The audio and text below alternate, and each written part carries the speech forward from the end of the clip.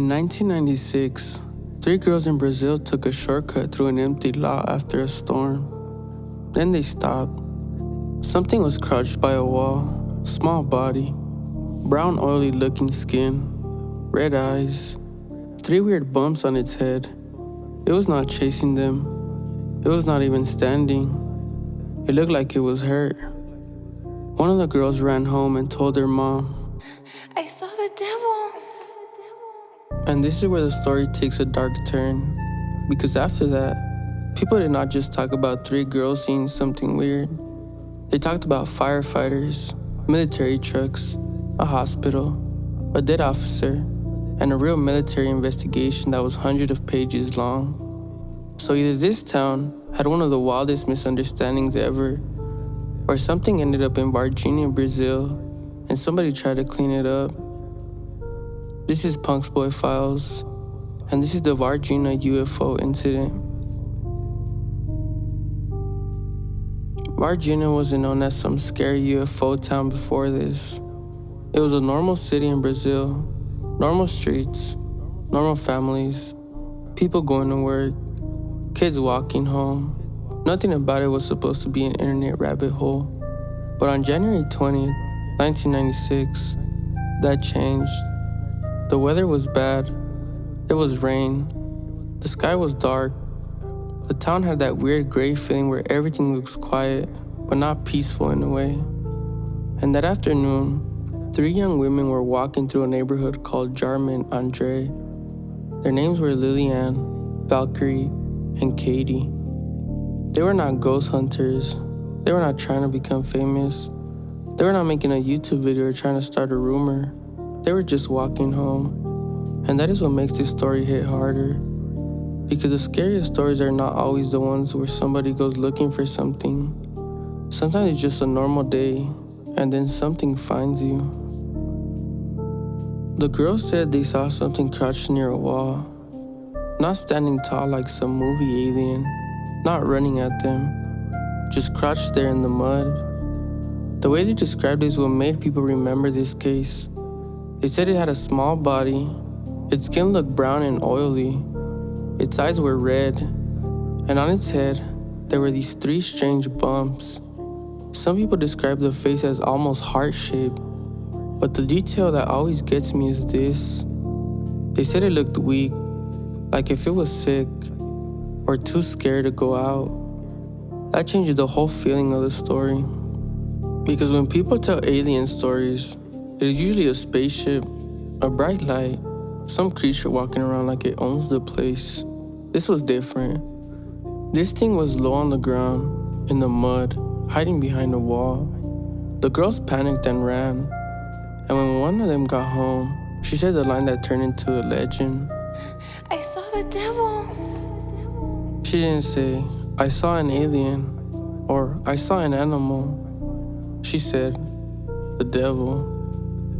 And once that sentence got out, the whole town started talking.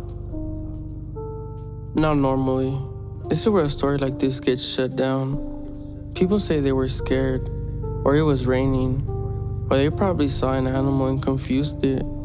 And yeah, that could happen. People can see things wrong, especially in bad weather. But then people started talking about the smell, a strong smell around the area where the creature was seen. Some versions call it a bad smell, some call it like a chemical smell, or some say it was sulfur. But the point is, it was not just three girls saying we saw something. Now the story had a place, a wall, mud, a smell, a thing that people felt like it was still in the air after the creature was gone. And that is when this stopped feeling like a random story someone made up at school. Because now people were not only asking what the girls saw, they were asking what was left behind. The deeper you get into Varginha, the more the timeline starts feeling off. Because the girls seeing the creature was not the only strange thing people were talking about. Before and around that day, there were stories about strange lights in the sky. Some people claimed something came down near the town. Then came the stories about firefighters being called out to deal with some kind of strange animal. And then came the part that made this case explode: the military. People said military trucks were moving through parts of town where they did not expect to see them. And this is the exact moment the story changes. Because at first, the question is simple: what did the girls see? But once people start talking about military, the question becomes, who came to take it? That is the part that gives this case its hook.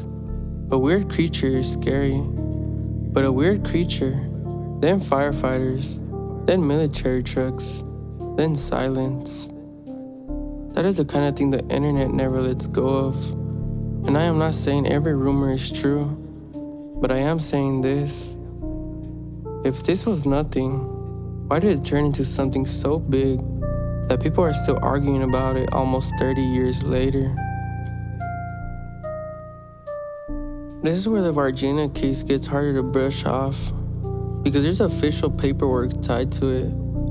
A military investigation from 1997 looked into the claims about what happened in Varginha. The file is known as Inquérito Policial Militar. And from the archive info, this was not just one little page saying nothing happened. It was 2 volumes, hundreds of pages. That doesn't prove aliens are real. I want to be clear about that. A file does not automatically mean a creature was captured, but it does prove the rumors got big enough that the military had to answer them in a serious way. And that is why this case feels different from a random scary story online. Because a lot of internet mysteries are just screenshots, old forum posts, and people saying, trust me. This one has witnesses, locations, news coverage, city rumors, and official paperwork sitting right in the middle of it. And once you see that, it's hard not to ask, what were they really trying to explain? Then the story moves indoors. And honestly, this is one of the creepiest parts. The rumor is that whatever was found in Varginha was taken to a hospital. Some version says it was alive. Some say it was hurt. Some say doctors saw something they were not supposed to talk about. Now this part is not proven, so I'm not going to say it like it's a fact.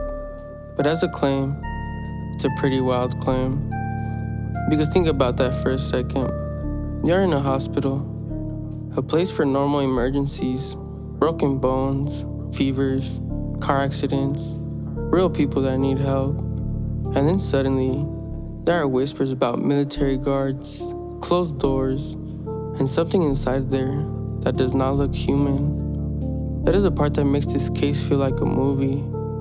But the reason people still talk about it is because they believe real people in Varginha knew more than they were allowed to say. And with stories like this, silence is what makes it worse. Because if nobody saw anything, why are there still people decades later saying the hospital part was real?